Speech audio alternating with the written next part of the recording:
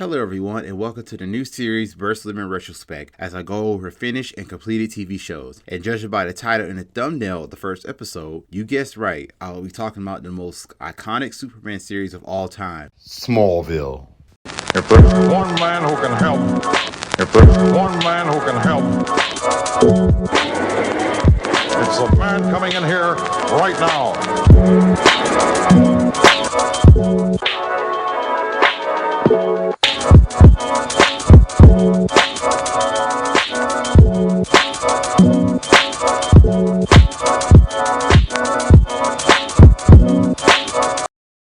Smallville is the story of Clark Kent and his journey into becoming the world's greatest hero, Superman. I remember watching it when it first premiered on what used to be the WB, now rebranded as the CW in later seasons. I admit I thought it was going to get canceled after the second season, but boy was I wrong, and I'm glad to be wrong about it too. Smallville was the only time that kept me and my brother from fighting all the time. I didn't know that it would have lasted 10 years. That's a long time to be following a series from start to finish, other than Supernatural. More on Supernatural in the future, trust me. The series stars Tom Welling as the main character Clark Kent. In several interviews, Tom Welling turned down the audition twice, naturally, until he immediately accepted it after being offered the role. Tom Welling is the only actor to have portrayed Clark Kent for over a decade. Michael Rosenbaum, as comedic as he is, plays the best incarnation of Lex Luthor besides Clancy Brown from Superman the Animated Series. Annette O'Toole plays Martha Kent, Clark Kent's adopted mother. The actress also starred in another Superman incarnation, and that was with the legendary Christopher Reeves. She played his love interest, Lana Lang. Speaking of Lana, she is played by Kristen Crook on Smallville. John Schneider plays Jonathan Kent, one of the best TV fathers on television, bar none. Allison Mack plays one of the best characters of the show, Chloe Sullivan, one of Clark's closest friends. Sam Jones III plays Pete Ross, another one of Clark's best friends. John Glover plays Lana Luthor, Lex's menacing father. Then we have high school quarterback and Lana's boyfriend, Whitney Boardman. The concept of Smallville was first planned for the show titled Bruce Wayne, following the young man that will one day become Batman, but it was scrapped. It was later repurposed into the show Gotham, which focused not only on Bruce Wayne, but James Gordon and several origins of several Batman villains. Just a little food for thought for the concept of Smallville. With every season, the cast changes. Some are added, some leave, but you will know that as the series progresses. This video will be split into two parts, so that way you won't be overwhelmed if the video is over an hour. Spoiler alert if you haven't seen Smallville yet, and if you haven't, what are you, dumb? So without further ado, let's get into Smallville Season 1. The series begins back in 1989. A meteor shower hits the town of Smallville, killing and affecting if not thousands of people. Like, for example, killing a young Lionel Lane's parents, hitting a young Lex Luthor, making him permanently bald, and before he was hit, he saw a local Smallville high school student, Jeremy Creek, strung up on a post like a scarecrow in a form of a cruel high school prank. He had asked for Lex's help, but Lex runs away. Then a meteor hits the vehicle of Jonathan and Martha Kent, but it turns out that it wasn't a meteor. It was a spaceship housing a superhuman child. The Kents take him in and adopt him as their own. Now, people wonder why people don't question how Clark was adopted, but we will learn as the series progresses. There's a perfect explanation for that, so just be patient.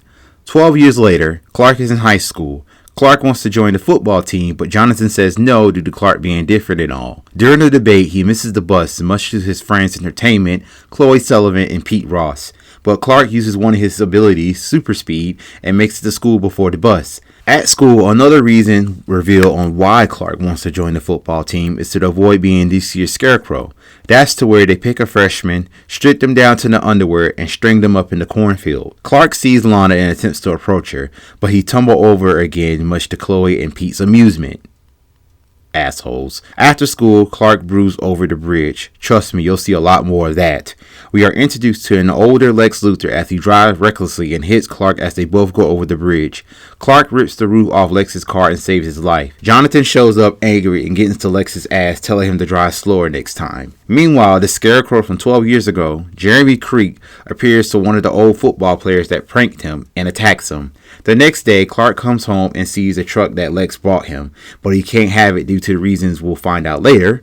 Clark gets upset that his life will never be normal. Jonathan felt that the time had come to tell Clark of his origins and shows him the spaceship that brought him to Earth. Clark gets angry and confused and super speeds away. That night, Clark meets up with Lana Lang and they both talk, stating that this is the longest conversation they ever had. Well, news for the peanut gallery. Earlier in the scene, when Clark stumbled over Lana, she has a necklace from the meteor shower, and in the Superman lore, kryptonite is his weaknesses, so put two and two together. But they won't say the name kryptonite until later in the show. Lana had given Whitney her necklace for good luck, so just in case y'all wondering where the necklace went in that immediate time, there you go. So this is why Clark was able to talk to her now. As the night ends, she kissed Clark on the cheek, much to Whitney's concern while he watches like a creep. You know, you could have confronted them both when you saw this. Just saying. The next day, Clark heads over to give the truck back to Lex. Lex deduces that Jonathan does not like him.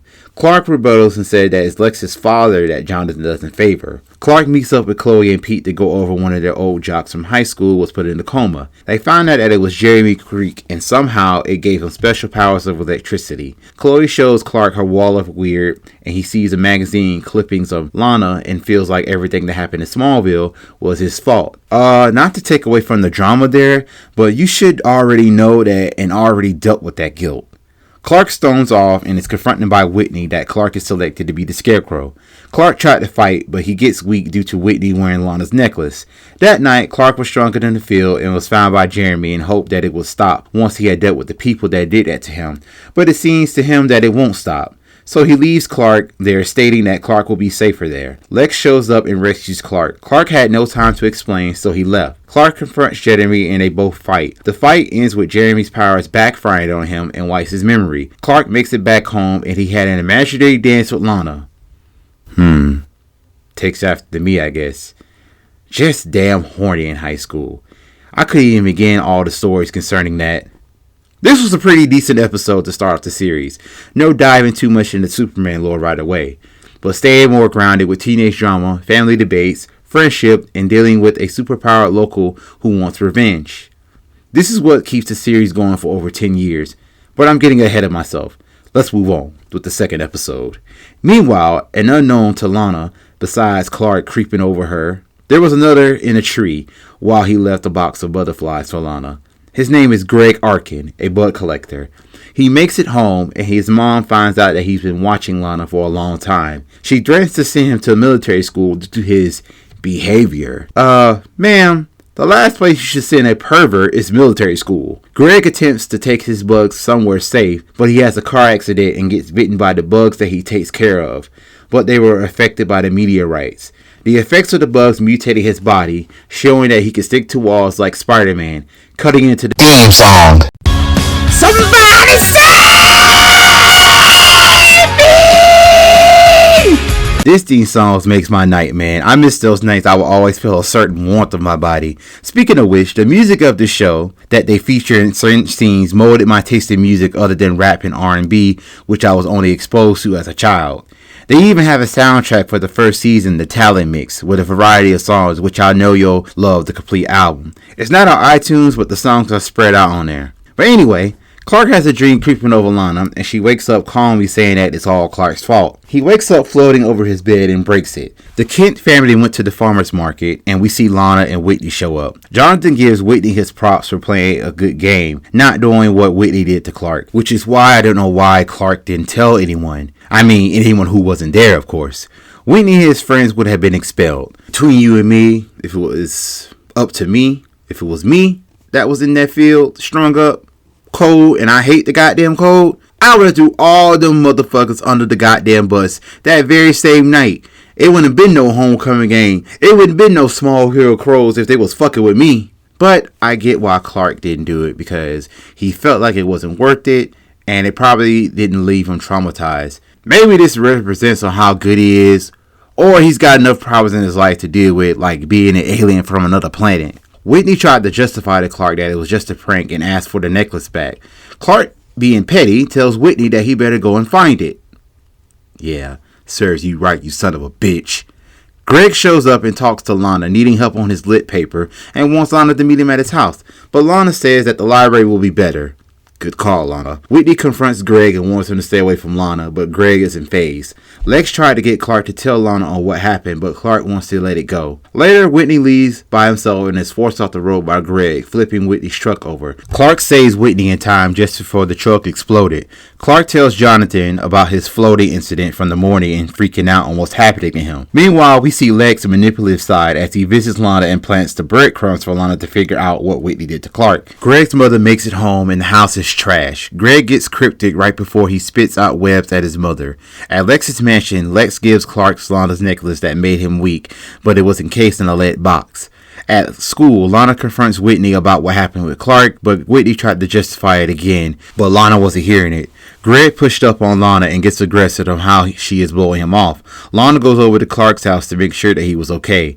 Clark tries to play it off by trying to hide how horny he is by hiring Lana over. That night, Clark was briefly attacked by Greg. Clark wants to find Greg on why Greg has his powers. Clark gets Chloe and Pete's help, and they all head over to Greg's place and find Greg has been assessing of Alana. Clark finds Miss Aiken's body is dead and heads out. Whitney apologizes to Lana just before Greg shows up and tosses Whitney like a rag doll and kidnaps Lana. Clark makes it to the stables to find Lana but finds Whitney. Whitney tries to apologize to Clark but heads out to find Lana and Greg. Clark confronts Greg and the two fight. Clark was weakened for a bit by the meteors, but he shields himself with lead, giving him the upper hand, defeating Greg. Lana is then saved by Whitney with Clark watching from Clark then anonymously returns Lana's necklace.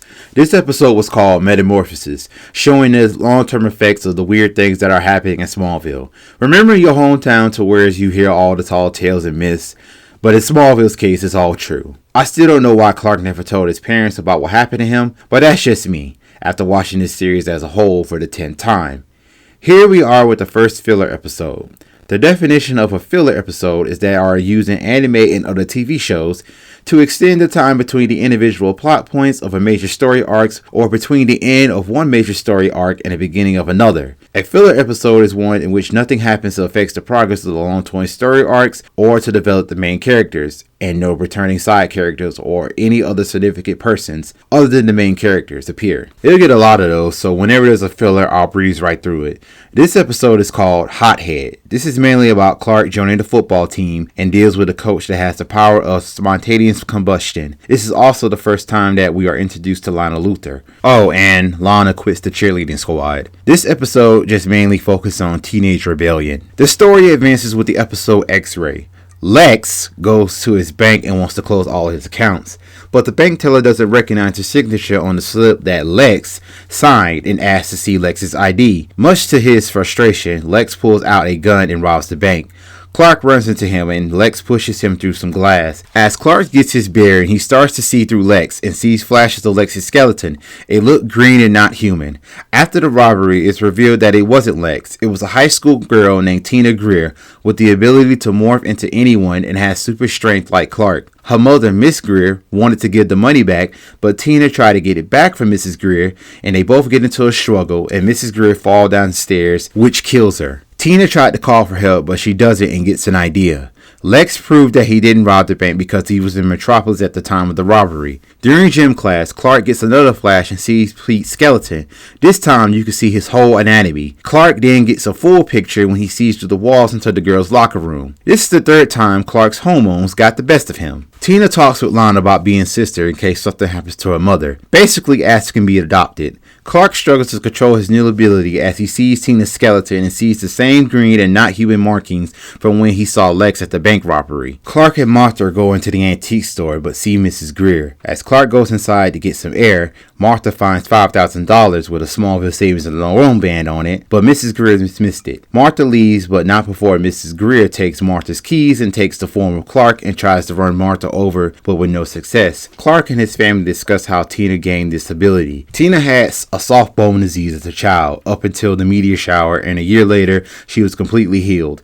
Meanwhile, Lex is harassed by a crooked journalist and blackmails him into getting $100,000, but Lex turns the tables and turns the journalist into his own personal lackey. Tina talks with Lana again and makes a fake story that her mother is moving to Metropolis and she wants to stay with Lana. Lana being cautious and thinks that it's not a good idea. Tina gets upset and leaves. Clark focuses and looks through Tina's locker and sees the money from the bank robbery. I don't know if this was a good or bad idea for Tina to hid the money at school, but I figured it was conveniently for Clark to find it. The police hunt down Tina, but she morphs into Mrs. Greer and avoids them. Later, Tina confronts Clark as Lana and kisses him and throws him from the loft. Clark and Pete investigate the antique shop, and Clark uses his X-ray vision to see through and can see the skeleton of a body in there. Clark and Pete find out that it was the real Mrs. Greer, dead. Then they found pieces of paper with Lana's signature over and over. Clark then deduces that Tina wants to become Lana. Tina morphs into Lana again and gets Whitney and kidnaps the real Lana. Clark goes to the cemetery and finds Tina morphed as Whitney. As the two fight, Clark wins as he knocks out Tina. Tina has been taken in and making sure that she'll never hurt anyone again. Yeah, right. This episode starts off to the evolution of Clark's powers, honing in his X-ray abilities. The entire episode was a struggle until the end. Lana went through her own growth in this episode, finding out that her Aunt Nell lied to her about how her mom was in high school. Chloe helps Lana, which will spark their friendship by finding her graduation tape with the speech that Lana's mom gave. That was the actual end of the episode. The next episode, Cool, Chloe drags Clark to an outside party. A guy, Sean, pushes up on Chloe and she gives him her number. Down by the lake, he reveals that he just wanted to get into Chloe's pants. He has an accident and tries to retrieve the football by the lake. He presumably drowns to death, but the next morning he escapes the frozen lake. As he tries to get warm by fire, he manages to take all the heat from the fire, not knowing that the meteors mutated his body. The next morning, Chloe doesn't want to show that she has concern that Sean didn't call her yet, but she encourages Clark to ask Lana out. At school, Sean struggles to stay warm and he unknowingly takes some of the heat for the nurse. Lex invites Martha and Jonathan to a dinner for farmers to discuss their financial options, and Lex wants to be an investor. Whitney bails on Lana for a night out with the boys. That don't sound suspect as fuck, now does it? Lex sees it as an opportunity for Clark to ask Lana out to a concert. Clark asks Lana out and she says yes without hesitation for some odd reason. Sean talks with Chloe and completely ignores her and blows her off for another girl. At a local high school girl's house, name not important, trust me, Sean shows up a little worse for wear, looking like he's still freezing to death, and he kills the girl by stealing all her body heat. Monster convinced a reluctant Jonathan to come to Lex's dinner. Sean is still having trouble keeping warm as he goes through all the girls he slept with to steal their body heat, but they dismiss him. He then finds Chloe's number embedded on his hand. He calls Chloe to get together. That night, the Kents make it to the dinner and finds out they were the only ones invited. While on his date, Clark shows off his powers to Lana by passing off his magic. They then see a news report and talks about the girl Sean went off with earlier that died. Clark immediately halts the date and goes after Chloe. Chloe is lured to the school pool by Sean to steal her body heat, but Clark saves her. Sean takes the heat from the power plant, causing a power outage. Whitney picks up Lana for where Clark left her, stirring a small argument up. They then see Sean on the road and crash the truck. Whitney helps Lana to Lex's mansion as she twisted her ankle. Clark finds Whitney's truck, but he gets his body heat stolen by Sean, but Clark manages to survive. Clark confronts Sean one final time and defeats him. Lex finds out that Jonathan took out a loan, feeling that, at least with the bank, Jonathan knows where he stands. Lex, however, still has his offer on the table whenever Jonathan is ready. Clark apologizes to Lana and wants to try again but declines because her and Whitney has plans. The episode ends with Clark asking why Lana goes out with Whitney, and she says that he's there when she needs him and that she feels safe. Clark broods in the hallway. God. This episode shows more of meteorites' effects on people. Sean having permanent hypothermia from the effects from the meteors were more of an illness than an ability. Instead of him going to the hospital, he chooses to kill women that he slept with and use Chloe. Clark gets more courage when trying to get with Lana, even telling his mom that Lana isn't married when asked about her and Whitney, which begs the question about the teen sex. Where in the hell are these folks' parents in movies and other shows? You only see them in the morning and no more at night. I only wish that it was like that for me, but my parents were always home. The story continues with Hourglass. Clark volunteers for his community service at an old folks home to get closer to Lana. He meets an elderly blind woman named Cassandra. She has precognitive abilities that she can see the future, and she could tell Clark that someone close to him is going to die. Meanwhile, Lana is responsible for an older man named Harry Bolts. He tricks Lana into leaving him by himself to smoke some cigarettes, but falls into a meteor rock-filled pond and turns him young again. Clark, being alarmed about what Cassandra said, checks up on his family and friends. Clark meets up with Lana, and she informs Clark about Harry Bolston is actually Harry Holt, a murderer that was convicted 60 years ago for killing his teacher's son. Harry commences his revenge by killing the descendants of the jury list that found him guilty. Clark visits Cassandra again, and she explains how she became blind. She was affected by the meteors. The flash from the meteor shower burnt her optic nerves. Clark, as usual, blames himself. Cassandra shows Clark another vision. This time, Clark sees the vision as well. He sees an endless grave of people that Clark cares about. Lex goes to visit Cassandra, wondering if she can help him learn the mystery of Clark, but she says it doesn't work like that. She wants to show Lex his future, but he isn't interested, but Cassandra can encourage him to come back. Meanwhile, Chloe finds Harry Holt's picture from the 40s, and Clark figures out that it looks like the kid that they all met at the coffee shop earlier. Clark, Chloe, and Pete go back to the home to investigate, but Cassandra wanted to talk to Clark again and shows him another vision of people who need his help. Clark goes to Harry's room and finds a picture of a girl was at the coffee shop earlier, Zoe. Clark hurries and stops Harry before he kills Zoe. The next day, when the police went to arrest Harry, he reverted back to his older self. Harry explains to the police that he was kidnapped by some kid that was interested in his old case. Clark visits Harry and interrogated him, but Harry is keeping the lie alive. Harry manages to go back to the lake and transforms to his younger self. He then goes after another person on the jury list, and it was Clark's grandfather, Hiram Kent. So he goes after Jonathan but finds Martha. Martha defends herself and manages to fight him off.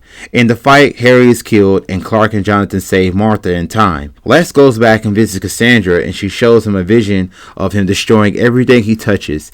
Cassandra then dies, and Clark walks in, seeing Cassandra dead, stating that she saw her own future. This episode mainly focuses on fate and revenge. The next two episodes, Craving and Shimmer, are mostly filler, but there are some plot developments. Craving is about a girl who is very self-conscious about her weight. Her name is Jody, played by Amy Adams, which you mostly know her from the DCEU, and she plays Lois Lane. She's affected by the meteors by ingesting it with her smoothies, and she lost weight overnight. However, her body was losing too much weight that normal food can compensate, so she needs to consume body fat. She only really hurt one person, which was the school bully number 45. You'll see, or if you're a long-time fan of the series, you notice that most of the meteor infected were bullied in high school and used their powers to get revenge, but she just was sick and needed help. She didn't die at the end of the episode, unlike the previous meteor infected of the week. We learn more about what happened to Lex when the meteors hit. He had asthma before then, but now he hasn't been sick since then. He then enlists the help of once renowned scientist Dr. Hamilton. Jared follows Earl Jenkins, a family friend of the Kents that was a janitor that worked in Smallville Luther Court plants that was affected by the meteors and gave him violent seizures. This is where we learn how menacing Lana Luthor can be. We also see Lex's obsession with Clark grows. At the end of the episode, we see Lionel giving a fake-ass hug as Lex's jealousy starts to show. But I'm getting ahead of myself. I'm going to tend to do that in the later retrospects, trust me. We continue with the story with the episode Rogue. As Clark enjoys a night in Metropolis, he stops an out-of-control bus, saving an innocent, but unbeknownst to him, he was discovered by a crooked cop, Sam Phelan. He comes to Smallville looking for Clark and asks Lex, revealing that they have history together, but Lex doesn't say anything. Phelan finds Clark and blackmails him. Jonathan feared that this day would have come and tells Clark to act normal and that he would see Phelan once. That night, Lex reveals that he had a run with Phelan years ago. Jonathan goes to visit Phelan and warns him not to come near Clark. Jonathan gets angry and slams Phelan. We deal with two subplots. Principal Quan, the principal of Smallville High, suspends the torch, the high school newspaper, but Lana takes over, much to Chloe's disappointment, thinking that she betrayed her and almost thought Lana was her friend. The other is an old flame of Lex that wants to take over his father's company. Phelan gets Clark to go with him to Metropolis and had Clark grab Phelan's files that the Eternal Affairs had on him, but Clark manages to take the safe and toss it onto Phelan's car. Phelan pushes back and plants evidence on Jonathan for murder, and they arrest him. Clark had to calm down due to him wanting to kill Phelan. Clark reveals to Jonathan that he lied and he went to help Phelan, saying that he was out that night helping Lana. In order for Clark to get his old life back, He helps Phelan break into the museum and steal a breastplate worth millions of dollars worth of jewels. Clark gets the idea and gets the breastplate away from Phelan. Clark super speeds away. Phelan is killed in a firefight as Lex tried to get the truth about Clark out of Phelan. The charges were dropped on Jonathan and wants to be cautious next time someone like Phelan comes around and tries to exploit Clark. Lex grabs the security cameras from that night and sees a blur zoom past the screen. The next filler episode, but has some story progression, is Shimmer. Clark decides that he wants to fight for Lana, even almost kissing her in this episode, but he decides to take the high road after he learns about what's going on with Whitney, and he tells Lana that Whitney needs her, because Whitney's father is very ill and he has a hard time dealing with it. The next episode, Hug, brings an evil businessman named Bob Rickman with the power to bend people's will and suggestions, has his sights to build a new plant in Smallville. While Clark, Chloe, and Lana were out horseback riding, Lana's horse gets spooked and Kyle goes to help, but no one else seems to think so. Rickman wants to build his plant on where the Kent farm is, but Lex knows that he won't be able to buy the farm. Clark goes to talk to Kyle and finds out that Kyle was just a guy trying to help Lana, but is harassed by Whitney. Clark gives Kyle a ride home, however Rickman reeks with Whitney and persuades him to attack Kyle, but is stopped by Clark. Kyle is then arrested. Lana gets on to Clark about what happened, and he tried to throw Whitney under the bus of what he did to him in the first episode, but it made the argument worse. Rickman meets with Jonathan and uses his power to get Jonathan to sell the farm. Rickman gets one of the cops to try to kill and escaping Kyle, but Clark saves him. Clark and Chloe enlist Kyle's help by demonstrating his power on Chloe, revealing that he has feelings for Clark, and kisses him, but she then forgets the whole thing. Clark asks Lex for help and picks up Clark and Kyle. However, it was a trap set by Rickman by taking control of Lex. Clark knocks out Lex, and Kyle overpowers Rickman, having Rickman killing himself. Clark and Lana reconcile their differences, stating that their friendship means more than that. The episode ends with Lex and Clark having a conversation of their friendship, wondering if they will ever end up like Kyle and Rickman. Lex reassures that their friendship will be the stuff of legend.